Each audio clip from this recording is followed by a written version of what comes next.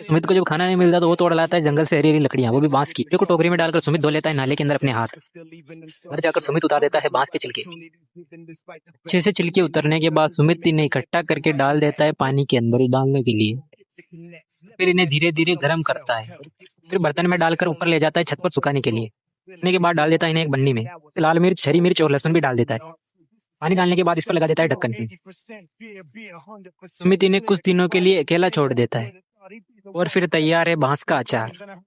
इन्हें एक कटोरी में लेकर सुमित बैठ जाता है बाहर अपनी दादी के पास। दोनों मिलकर खाते हैं इस अचार को। ये सब क्या देखना पड़ रहा है? अच्छा है मैं अंधा हूँ।